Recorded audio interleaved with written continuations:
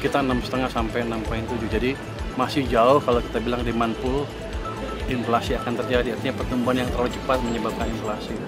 Rapat macam-macam tadi ada menilai kondisi ekonomi seperti sekarang dan saat ini, dan gimana langkah-langkah untuk mempercepat ekonomi supaya recover lagi, tumbuh lebih cepat gitu kira-kira. Tadi paparan Bapak sampaikan ke Presiden nggak? Saya nggak ada, saya Belum ada dengar aja. paparan ya, Pak? Saya dengar. Pak, bicara soal Pak, ada komitmen dari pemerintah nggak sih Pak untuk menjaga defisit tetap di 3% sesuai APBN gitu? 3% ada. Gimana Apakah nanti ada arahan lain untuk mungkin dinaikkan lagi? Nanti kita lihat perkembangan. Tapi sementara kan terikat undang-undang kan. Kita ikut undang-undang yang ada. Batasnya kan 3% kan.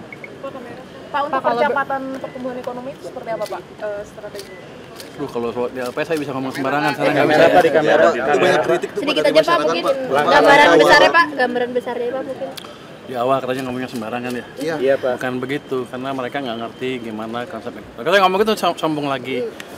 Saya ekonom udah lama, jadi kita kira ngerti lah gimana saya memperbaikinya dan kira-kira kelemahan yang terjadi sekarang apa.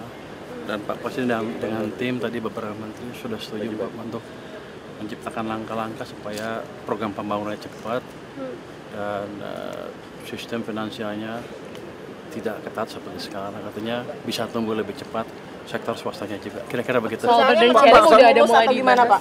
Saya belum bicara burden sharing. Tapi ada kekhawatiran menambah resiko inflasi gimana Pak? Kalau saya nanya dia ntar dimarahin so tau nanya. Jadi gini, inflasi itu boleh kan, saya dosen juga. Iya Pak. Tumbuhnya cepat, kalau ekonomi tumbuh cepat baru bisa inflasi kalau pertumbuhannya di atas laju pertumbuhan ekonomi potensial. Kita 6,5 sampai 6,7. Jadi masih jauh kalau kita bilang demand pull, inflasi akan terjadi. Artinya pertumbuhan yang terlalu cepat menyebabkan inflasi. Jadi nggak otomatis defisit APBN menyebabkan inflasi atau belanja menyebabkan inflasi, tidak otomatis. Jadi kita lihat sisi-sisi yang lain. Jadi potensi ekonomi seperti apa, kapasitas ekonomi untuk menciptakan pertumbuhan seperti apa. Kalau di atas itu terlalu tinggi, baru ada yang disebut demand pull inflation. Pak, ada rencana menambah stimulus nggak sih Pak? Oh, ada kelihatannya. Insentif fiskal. Jadi begini, kebijakan-kebijakan yang ada sekarang itu kelihatannya belum terlalu lancar diselenggarakan. Dan tadi rapat menentukan atau memutuskan untuk mempercepat semuanya. Itu dulu yang pertama. Jadi harusnya ekonomi akan tumbuh lebih cepat. Jadi ini bukan saya ngarang ya. Memang kebijakannya seperti itu di sana di dalam. Kebijakan yang di mananya sih Pak yang mungkin masih langgar gitu ya? Atau mungkin dari pajak atau dari apanya Pak? Anda pernah pajak. Belanja, utamanya belanja. Program bukan belanja.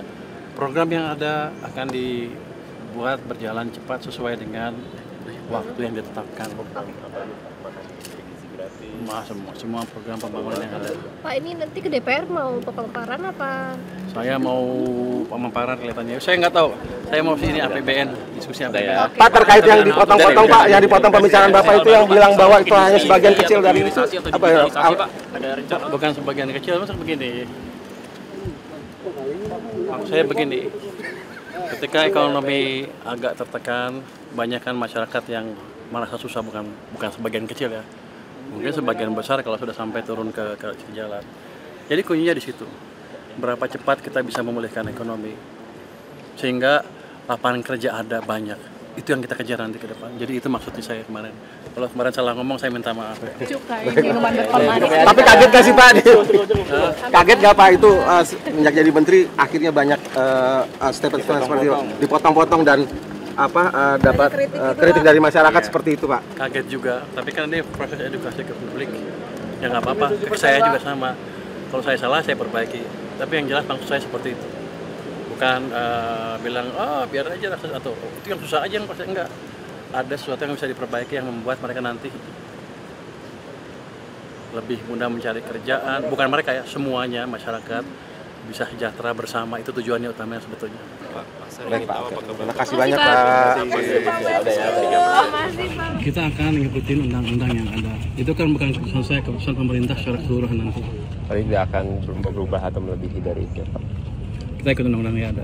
Oke, kalau untuk GDP ratio Pak, apakah sekarang sekitar 40%? Apakah tadi ada arahan atau ada pembicaraan itu harus bisa lebih besar? Nanti kita lihat seperti apa ke depannya. Kan begini.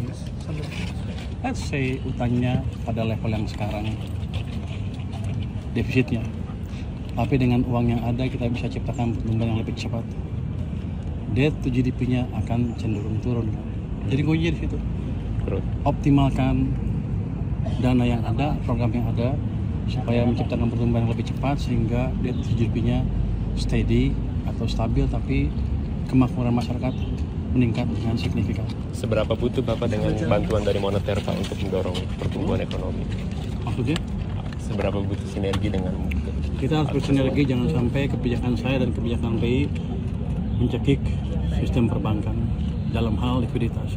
Dan saya sudah bicarakan tadi dengan Deputi Senior Bank Indonesia, dengan izin Presiden juga, ke depan kita akan mengambil langkah-langkah yang perlu supaya tadi yang dibilang masyarakat sering bilang kan, likuiditas ketat akan berkurang dengan signifikan dalam waktu dekat.